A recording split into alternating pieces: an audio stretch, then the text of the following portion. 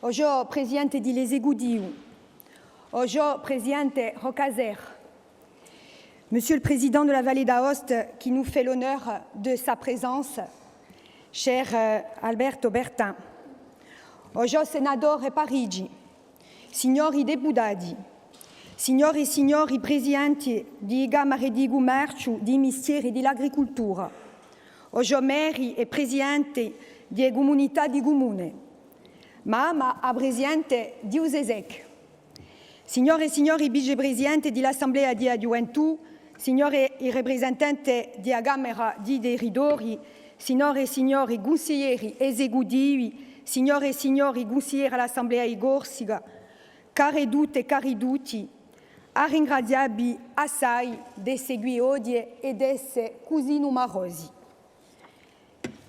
Siamo adunati oggi in questa sessione straordinaria di 4 di luglio 2023 per un dibattito annante l'autonomia di Corsica in una prospettiva di revisione costituzionale prevista per il 2024. Si les échanges que nous aurons aujourd'hui s'insèrent dans le cadre d'un processus de discussion engagé avec l'État le 16 mars 2022 à la suite de l'agression d'Ivan Colonna et des heurts qui s'en sont suivis, ils s'inscrivent d'abord et avant tout dans le fil historique d'une revendication qui est celle désormais d'une large partie du peuple corse depuis 2 générations.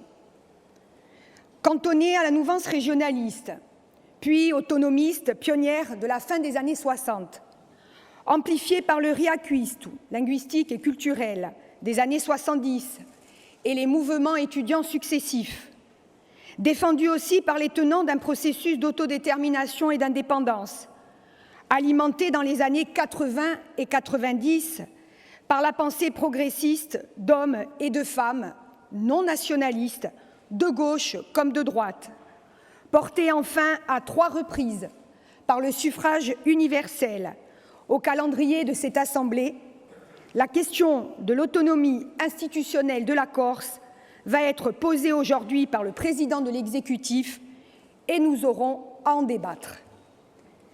Dans le cadre du processus de Beauvau, le 24 février dernier, le président de la République a réitéré aux élus de la Corse sa proposition d'inscrire l'évolution institutionnelle de notre île à l'agenda de la réforme constitutionnelle qu'il souhaite engager pour 2024. Il nous a enjoint à lui faire des propositions en la matière. Cette invitation a été de nouveau réitérée le 7 juin dernier à l'occasion de la 4e réunion du dit processus par le ministre Gérald Darmanin, auquel je rappelais ce jour-là que l'Assemblée de Corse a toujours été, depuis sa création il y a 40 ans, la matrice des débats concernant toute évolution de l'organisation institutionnelle de notre île. Il était donc de la responsabilité du président de l'exécutif de nous faire une première proposition et elle est soumise aujourd'hui au débat de cette Assemblée, sachant que, comme vous l'avez constaté, aucune délibération n'est à cette heure associée à son rapport. Ainsi, le débat le plus large possible est permis dans le but de parvenir à l'issue de nos échanges à la rédaction d'une délibération que nous espérons conjointe, ou tout du moins d'une délibération qui pourrait rassembler une majorité la plus large possible des suffrages.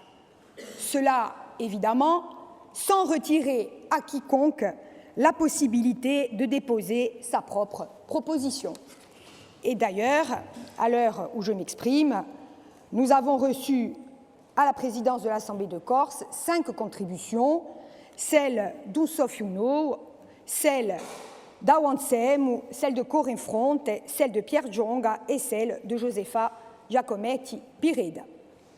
La méthode que nous avons arrêtée, d'abord avec le président de l'exécutif, puis avec les autres groupes, m'est apparue adaptée à la situation.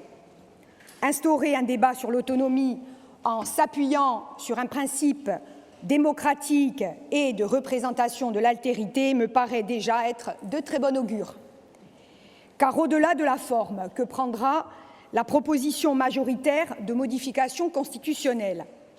Il s'agit d'abord et avant tout d'établir un accord politique historique avec l'État, accord qui doit permettre de sceller les modalités de résolution d'un conflit qui dure maintenant depuis des décennies et de tracer collectivement le chemin qui doit nous conduire au développement économique, social, durable, à la paix et, comme l'indique sur sa première de couverture l'ouvrage Autonomia de 1974, je cite, « pour que vive le peuple corse ». Car en Corse, en France, en Europe, plus grand monde ne doute qu'il y ait un peuple corse, avec sa langue, avec sa culture, ses travers, ses déboires et ses victoires. Plus grand monde ne discute l'idée qu'à l'instar d'autres territoires européens, de montagne, insulaires, faiblement peuplés, comme le reconnaît le traité de fonctionnement de l'Union européenne, que notre île puisse disposer de modalités d'autogouvernement propres à lui permettre d'édicter ses lois et produire, dans l'environnement méditerranéen naturel et culturel qui est le sien, au regard de ses propres contraintes géographiques, au regard de ses faiblesses, mais aussi de ses richesses économiques, culturelles et écologiques, les solutions adaptées aux problèmes généraux ou plus singuliers qui se posent à son peuple et à ses propres aspirations. Alors, mesdames et messieurs, si le reste du monde ne doute pas de notre capacité à nous autogouverner, si le président de la République française nous demande de lui-même de faire une proposition en la matière, quels pourraient être aujourd'hui les obstacles à la formulation d'une proposition innovante visant tout à la fois à solder 50 ans de difficultés et ouvrant un avenir de paix et de prospérité? Nous le savons tous. Au-delà de notre rapport complexe à la République française, dont je ne rappellerai ici ni les causes, ni la nature, ni l'évolution, rapport d'ailleurs qui est perçu différemment sur les bancs de cette Assemblée comme au sein de la société corse, bien sûr. Au-delà de ce rapport complexe, persistent et prévalent entre nous, trop souvent, à l'heure des choix essentiels, les divergences, voire la discorde. Alors, si j'ai la ferme conviction qu'un statut d'autonomie pour la Corse est légitime, si j'ai la ferme conviction que, dotés de nouvelles responsabilités, nous déploierons, comme d'autres peuples avant nous, des capacités d'apprentissage le moment venu pour assumer cette part nouvelle de liberté et de souveraineté, je veux aussi croire qu'à partir d'aujourd'hui, dans le respect des options partisanes de chacun, nous soyons en capacité de produire une proposition la plus largement partagée à transmettre ensuite au président de la République et au gouvernement. Pour cela, il va falloir discuter, échanger. La journée risque d'être longue, d'être même très longue. Elle ne suffira peut-être pas. Mais en ouverture de cette séquence importante pour le futur de notre île, je voudrais d'abord m'adresser au groupe nationaliste et à tous les nationalistes. Voglio ramintare un pezzetto di nostra storia. Jean-Martin Mondolone y dirait votre roman national.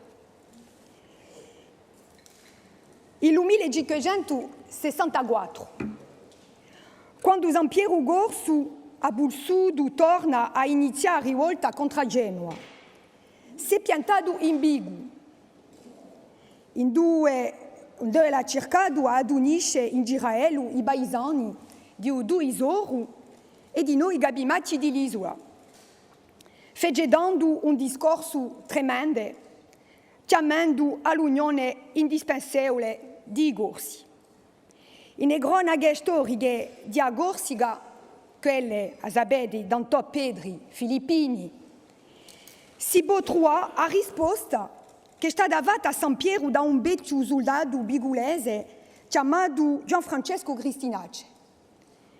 E lui disse: non c'è alcun dubbio che se tra i nostri antichi padri ci fosse stata l'unione universale, mai un'altra nazione vrestera avrebbe sovranato a nostra isola. Non ci ne scordiamo mai. 5 siècles plus tard, mon collègue et ami, le professeur Dominique Taddei, qui a largement contribué à l'avènement du statut de 1982, a livré lors d'une conférence sur les 40 ans de l'Assemblée de Corse cette analyse que je partage volontiers avec vous. L'union en Corse, nous dit-il, sans doute plus qu'ailleurs, est un combat. C'est une victoire de l'histoire sur la géographie, car la géographie nous divise, qu'on le veuille ou non, et l'histoire tend à nous réunifier, et encore, il faut qu'on y mette, les uns et les autres, beaucoup d'une autre. Notre histoire, y compris la plus récente, parle d'elle-même. Souvent, trop souvent, nous n'avons pas été en capacité de nous unir et pire, nous sommes entrés dans des logiques d'affrontement.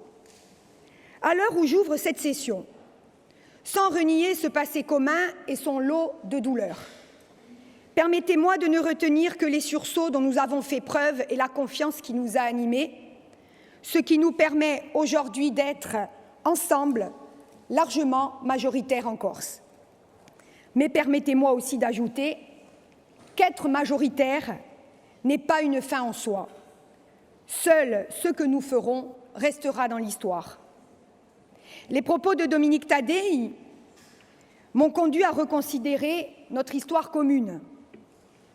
Pas celle des nationalistes, Jean Martin, pas celle des corsistes de droite ou de gauche, celle de tous les Corses, actuels et à venir, celle d'un petit peuple dont Rousseau a dit un jour qu'il étonnerait le monde, un petit peuple que nos amis américains de Paoli City, que nous avons rencontré avec le président de l'exécutif en 2017, un petit peuple que nos amis pensaient déjà autonome depuis longtemps, puisque rédacteur de la première constitution démocratique ayant directement influencé les pères fondateurs de l'indépendance américaine célébrée en ce jour.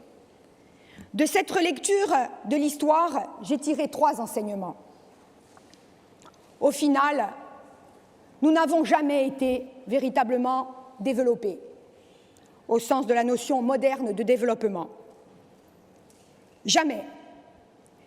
Nous avons failli, avec Pasquale Baoli, embrasser une trajectoire vertueuse de nations émancipées, libres, épanouies, inspirées par les Lumières. Ce fut, vous le savez, de courte durée. Plus jamais nous n'avons eu de proposition de contrat social permettant de réconcilier notre être profond, nos aspirations, avec l'organisation matérielle de la vie. Et certains objecteront certainement qu'aujourd'hui, nous sommes développés. Je dis que nous avons de la croissance, de la richesse matérielle, mais que bien évidemment, elle délite aujourd'hui notre environnement, nous dépossède de la terre et de nos fondamentaux. Deuxième point de réflexion, nos institutions. Quelles que furent les réformes effectuées? Et je salue ici ceux qui, à la période contemporaine, qui n'étaient pas nationalistes, ont été suffisamment courageux avant nous pour pouvoir proposer des réformes. Je pense évidemment à José Rossi, je pense à Paul Giacobi, mais aussi à Maria Guidicelli pour ce qui concerne le PADUC. Ces institutions, pour autant, n'ont jamais produit l'efficacité d'un autogouvernement que nous subissons depuis toujours.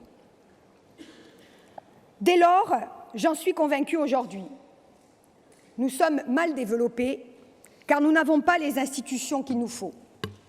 Enfin, troisième réflexion, nous ne pourrons être autonomes que si nous-mêmes nous sommes responsables et unis. Où a-t-on vu que la division apportait le développement? Où a-t-on vu que la division apportait la prospérité et la paix. Nulle part. Ça n'existe nulle part. Mesdames et messieurs les représentants du peuple corse, en ce 4 juillet 2023, rappelez-vous ce qui a été dit dans cet hémicycle au cours de nos travaux, dans le cadre de la Commission des compétences législatives et réglementaires, encore vendredi dernier. L'autonomie n'est pas une fin en soi. L'autonomie est un moyen, le seul moyen, je vous le dis, pour que continue à vivre le peuple corse. Oui, il va falloir que chacun y mette du sien, car la jeunesse nous écoute, la jeunesse attend nos débats et nos décisions. N'ayez pas peur, on a pia de beur, a ringraziapi.